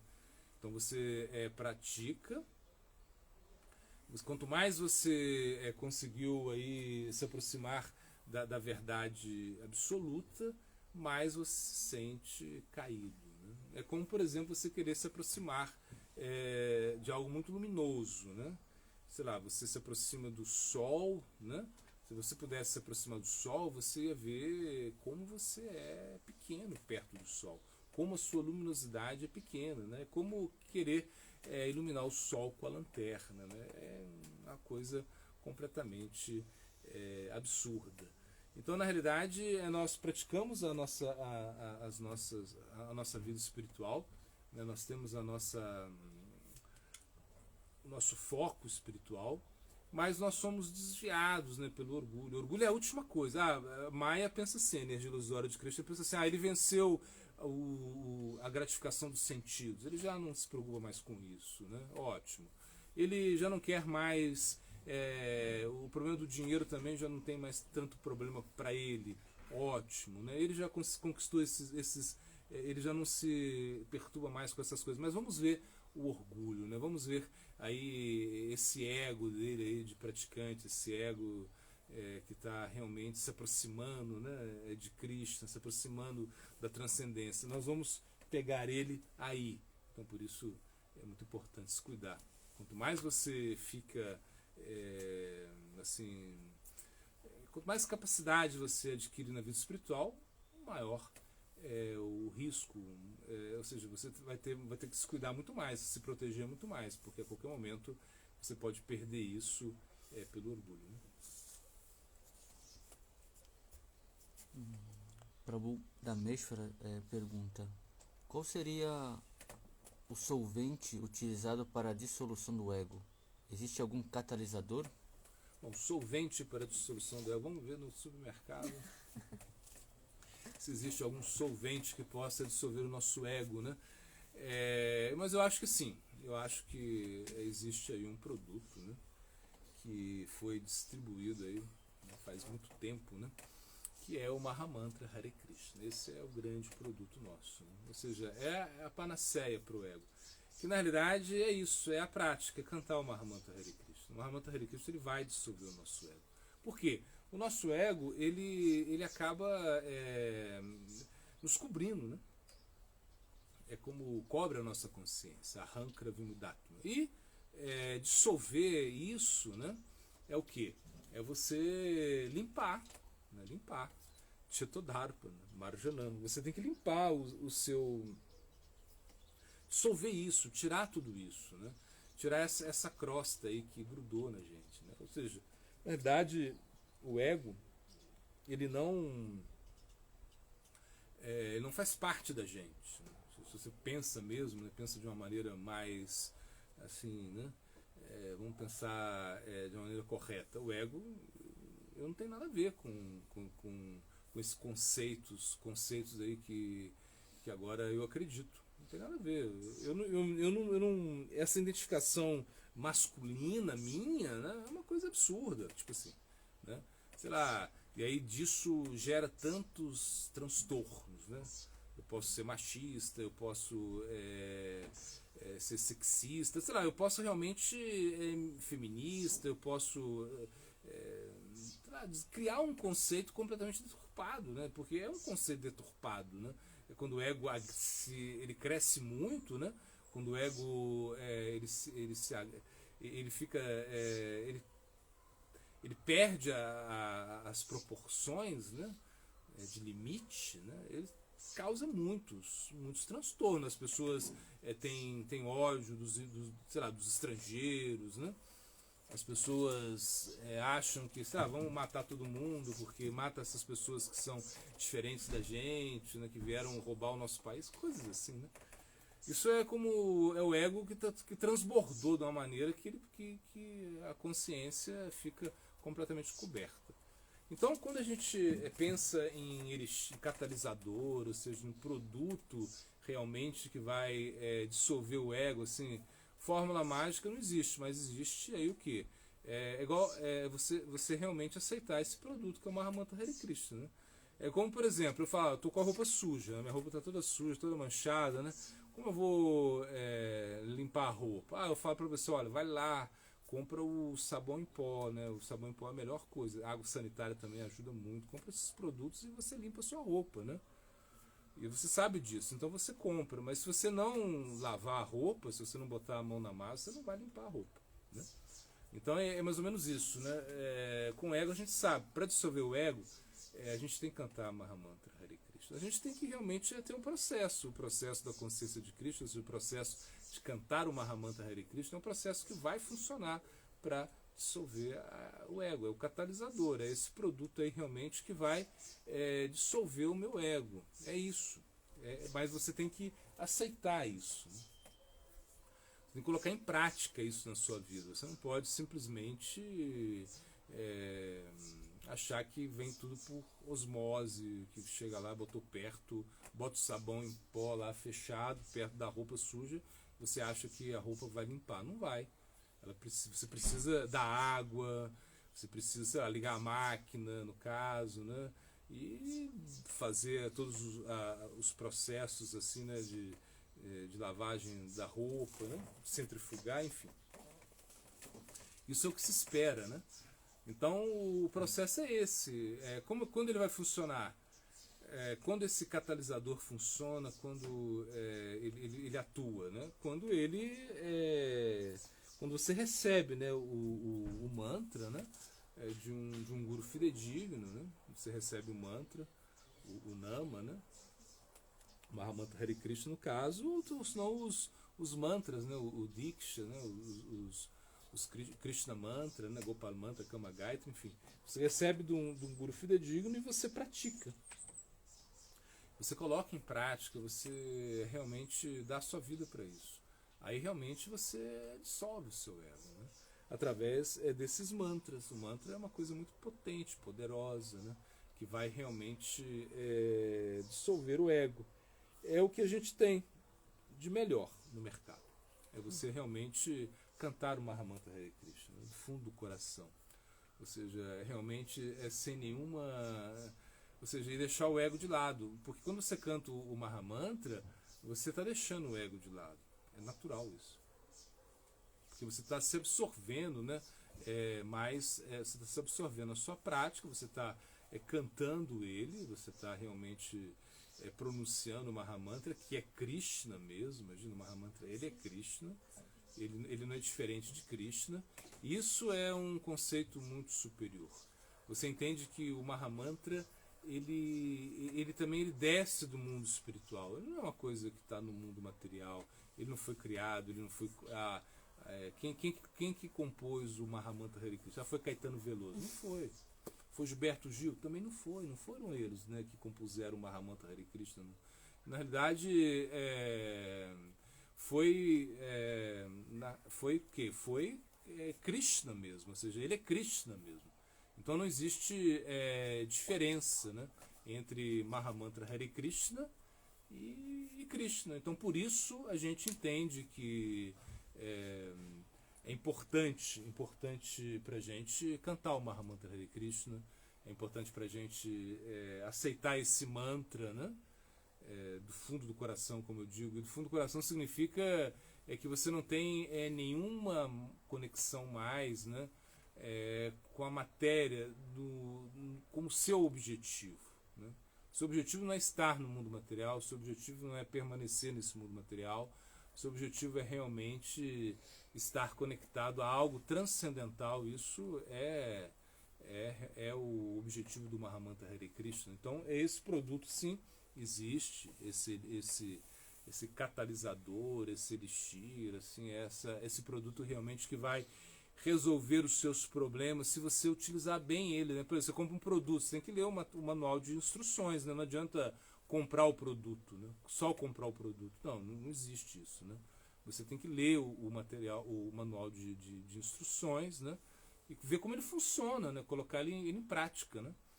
E aí, ou seja, você precisa do guru, como eu falei, você precisa de associação das pessoas que estão praticando. Você não pode cometer ofensas, né? Claro, você vai cometer ofensas, mas você tem que evitar as ofensas, tem que estar pensando nisso, né?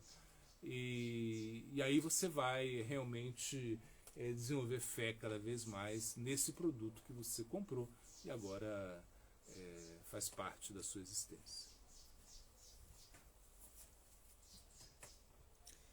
Temos uma última pergunta aqui da Thaís. Evoluímos quando lidamos com a vida material? Bom, se a gente evolui quando a gente lida com a vida material, nem sempre, né? Nem sempre. Ou seja, a evolução na matéria, né? Muitas vezes pode levar a alguns aspectos positivos, né? Mas sempre traz também coisas negativas. Por exemplo, a gente evolui muito, a tecnologia está muito evoluída, né? A gente está aqui falando, vocês estão ouvindo, enfim. A comunicação física se tornou muito evoluída, né? Antes a gente tinha o quê? A gente tinha um telefone, né? Antes era o telégrafo, que era uma coisa incrível, né? Mandar um telégrafo, assim, mandar uma mensagem pelo telégrafo. Depois o telefone, né? Incrível. O telefone foi uma invenção maravilhosa.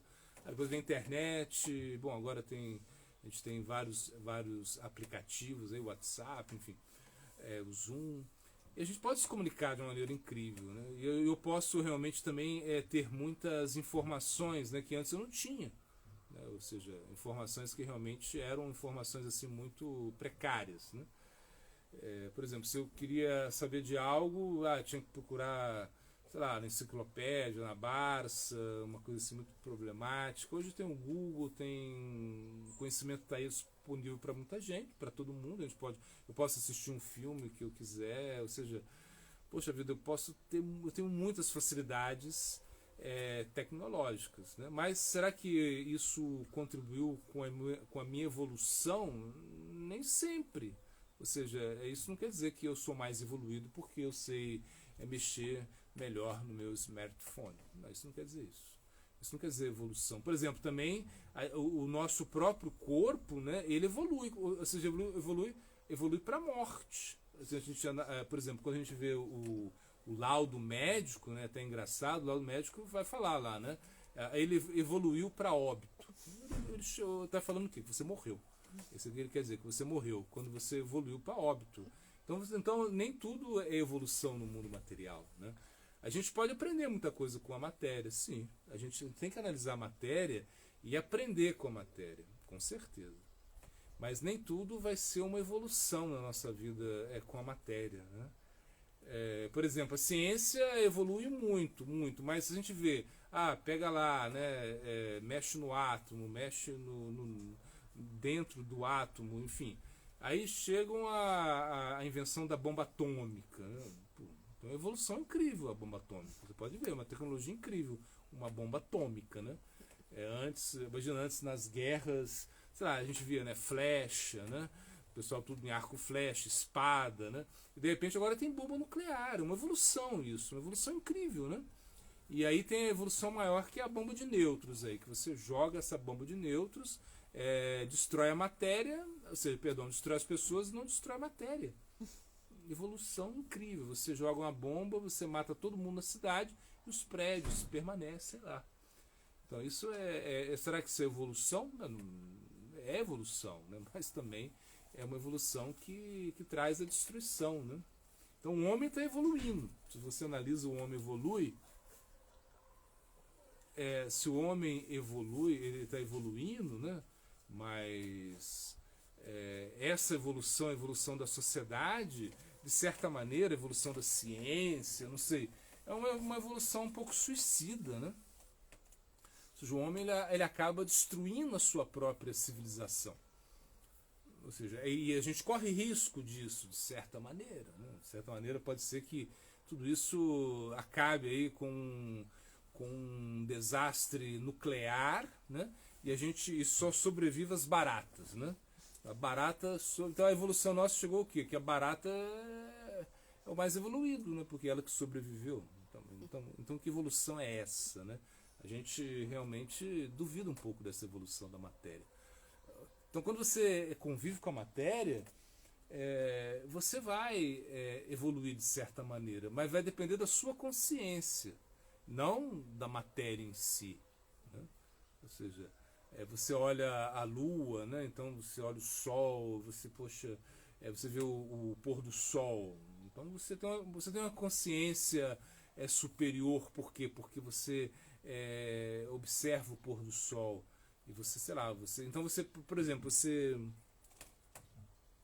o sol nasce, o sol se põe, e você pensa, poxa, é um dia menos de existência material, né? Isso é uma certa evolução. Então acho que depende muito da percepção da pessoa. Se a pessoa tiver uma percepção elevada, né, da matéria, ela consegue uma evolução com a matéria, né? Agora, se ela tem uma percepção muito limitada da matéria, então ela não vai evoluir. Ou seja, se ela quer explorar muito a matéria, isso que eu acho que é mais interessante, quando a gente quer explorar a matéria, a gente não evolui muito com a matéria, né? A gente acaba se degradando, né? Por quê? Porque a matéria se degrada, nós degradamos a matéria e com isso também nós nos degradamos, né? Por exemplo, a natureza ela foi bem degradada, né? A gente pode analisar isso. Por quê? Porque, como se diz, onde o homem passa não nasce grama. Né? Você pode ver. Se você passa num local todo dia, a grama já não vai nascer ali. Imagina, a presença do homem. Né? Onde existe o homem, não existem muitos outros animais. Porque se eu estou aqui e eu tenho uma onça aqui, por exemplo, eu vou matar a onça, porque a onça não pode ficar perto de mim, porque, imagina, porque a onça é perto de mim. Ou se tem uma cobra, eu vou matar a cobra, porque a cobra não pode ficar perto. Ou se tem uma aranha, eu mato a aranha. Então o homem é assim, ele começa a matar os outros animais pela sua sobrevivência. Na verdade, tudo que ameaça a existência do homem, mesmo que não seja uma ameaça muito real, ele acaba destruindo isso. Então, o homem, ou seja, nós evoluímos com a matéria, ou seja, em contato com a matéria. Sim, evoluímos, mas também é uma evolução assim artificial, se é uma evolução sem consciência. Então, se nós temos a consciência desenvolvida, aí a matéria nos ajuda muito. Né? Ou seja, eu posso, por exemplo, usar os meios de comunicação, né, o smartphone, enfim, a internet, para transmitir a mensagem transcendental. Então é uma evolução. Eu posso também encurtar as distâncias, né? Ou seja, uma pessoa está lá nos Estados Unidos, uma pessoa que eu tenho uma ligação afetiva muito grande com ela, e eu estou conversando com ela. Aí a gente está trocando sentimentos, né? Pela coisa muito mais poderosa, em certo sentido, do que uma carta, que antigamente a gente escrevia a carta, e a carta demorava, sei lá, quantos meses para chegar. Você abria a carta, claro que tinha até mais emoção, né? Era uma coisa assim que você pregava a carta, né? Quem é da época da carta aí pode lembrar. Bom, mas se você recebeu uma carta e você, incrível, você ficou emocionado de abrir uma carta. Hoje em dia, você manda uma mensagem, tudo mudou, é uma evolução, sim. É uma evolução. Mas se a gente perde a consciência, se nós perdemos o sentimento, isso não contribui para a nossa evolução. Então a matéria, nós vamos evoluir com a matéria, podemos evoluir com a matéria dependendo da nossa consciência. Então, se nós temos uma boa consciência, nós podemos evoluir com a matéria, sim. Jai Hare Krishna. Bom, então, por aqui a gente termina a live com Srila Puri Maharaj. Agradecemos a participação de todos, de todas. E no próximo domingo a gente está aí, na mesma hora, no mesmo canal, com Srila Puri Maharaj. Muito obrigado a todos. Muito obrigado, Maharaj. Hare Krishna. Hare Krishna.